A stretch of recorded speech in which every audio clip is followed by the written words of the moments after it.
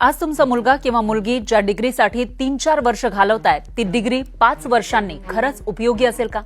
कारण चीनने एक धक्कादायक निर्णय घेतलाय.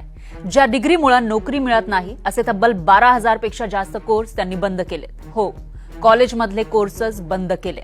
कारण चीन म्हणतो नोकरी नसेल तर डिग्रीचा उपयोग काय? आणि आता हाच प्रश्न आपल्यालाही पडू शकतो.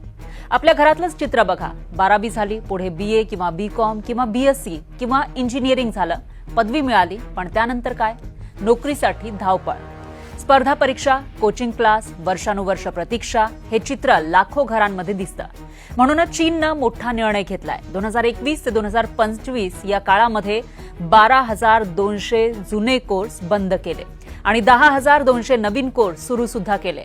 म्हणजे जुनं काढलं आणि नवीन आणलं. पण कोणते कोर्स बंद झाले हा प्रश्न तुम्हाला पडला असेल.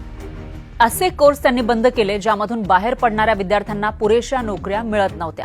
यामध्ये पारंपरिक आर्ट्स, ह्युमॅनिटीज, फॉरेन लँग्वेजेस, जुने मॅनेजमेंट कोर्सेस, काही इंजिनिअरिंग शाखा या बंद करण्यात आलेल्या आहेत. कारण चीनचं म्हणणं आहे कॉलेजचा उद्देश फक्त पदवी देणं नाही तर रोजगार देणं आहे.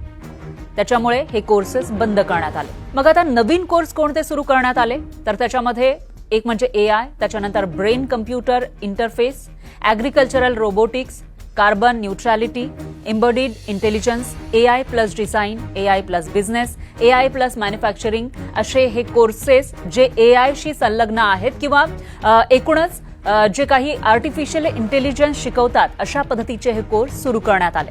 म्हणजेच चीन कोडिंग शिकवत नाहीये तर तो AI वापरून उद्योग उभे करणारे विद्यार्थी तयार करतोय. भविष्यात ज्या क्षेत्रामध्ये नोकऱ्या वाढणार आहेत किंवा उद्योग वाढणार आहेत अशा क्षेत्रासाठी विद्यार्थ्यांना तयार केलं जाते. पण चीनचा हा निर्णय धोकादायक सुद्धा ठरू शकतो. प्रत्येक शिक्षणाचं मोजमाप फक्त नोकरीनं करता येत नाही. इतिहास, साहित्य, भाषा, समाजशास्त्र हे विषय फक्त नोकरीसाठी असतात का? नाही.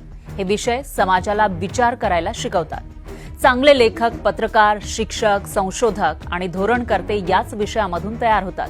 जर प्रत्येक गोष्ट फक्त पगाराच्या निकषावर ठरवली तर समाजामध्ये विचार करणारे लोक कमी पडू शकतात. आज गरज असलेलं कौशल्य उद्या निरुपयोगी ठरू शकतं.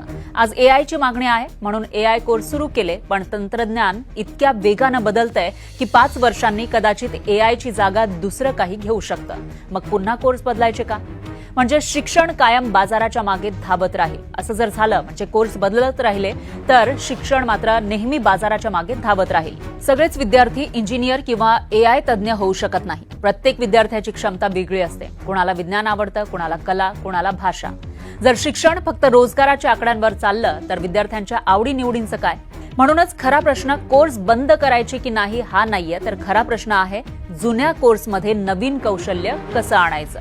चीननं एक मोठा निर्णय घेतला. जे कोर्सेस कालबाह्य झाले असं वाटलं ते कोर्सेस बंद केले. त्याच्यामुळे आता जगभरामध्ये एज्युकेशन सिस्टीमला घेऊन किंवा एक प्रकारे ज्या पद्धतीनं आता मुलांना शिकवलं जातंय किंवा पुढच्या भविष्यासाठी तयार केलं जातंय त्यावरून वेगवेगळ्या चर्चा रंगलेल्या आहेत. जसा निर्णय चीननं घेतला तसंच इतरही देशांनी फॉलो करायला पाहिजे का, तसा निर्णय घ्यायला पाहिजे का, याविषयीची चर्चा सुरू झाली आहे. तुमच्या मते भारतामध्ये सुद्धा नोकरी न देणारे जे कोर्स असतील ते बंद करायला हवेत का, की अभ्यासक्रम बदलून त्यामध्ये AI आणि नवीन कौशल्य जोडायला हवीत?